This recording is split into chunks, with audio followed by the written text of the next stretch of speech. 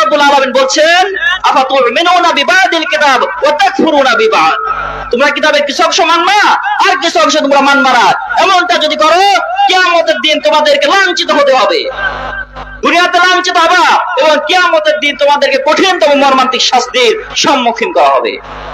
হযরত উমরকে আল্লাহ রাব্বুল আলামিন কুরআনুল কারীমের দ্বারা, কুরআনুল কারীমের সোহবত দ্বারা আল্লাহ রাব্বুল আলামিন এমন সোনার মানুষে পরিণত করেছিল যে হযরত উমরের শাসন এমন শাসন ছিল যে আজকালকার মানুষ, আজকালকার যারা রয়েছে হযরত উমরের শাসন ব্যবস্থা যদি তারা জানতে পারত তাহলে তারা অবশ্যই ছুটত যে উমরের শাসন ব্যবস্থা আবার ফিরে আসুক।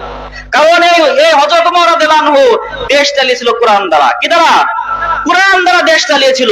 কারণ কোরআন ছাড়া অন্য কিছু দ্বারা দেশ যদি চলে তাহলে মানুষের তৈরি করা আইন দিয়ে দেশ চলবে, আর মানুষের তৈরি করা আইন দিয়ে কোনোদিন মানুষের ভালো হতে পারে না। মানুষের ভালো কোনটা হবে, কোনটা মানুষের খারাপ হবে, একমাত্র যিনি জানেন তিনি হচ্ছেন আল্লাহ রাব্বুল আলামিন। তিনি মানুষকে চলার জন্য মানুষের জীবনকে শুরু থেকে, জন্ম থেকে শুরু করে জীবনের কবর পর্যন্ত মানুষের জীবনের প্রত্যেকটা বিষয় কুরআনুল কারীমের মধ্যে লিপিবদ্ধ করে দিয়েছেন, যাতে মানুষ প্রত্যেকটা আয়াত দেখে দেখে তার জীবন থেকে শুরু করে প্রত্যেকটা বিষয় মানুষ কুরআনুল কারীম অনুসরণ করে। আর এর বিপরীত করলেই আছে ঝামেলা। আল্লাহ রাব্বুল আলামিন বলছেন আফাতুমিনুনা বিবাদিল কিতাব ওয়া তাকফুরুনা বিবাদ, তোমরা কিতাবের কিছু অংশ মানবা আর কিছু অংশ তোমরা মানবা না।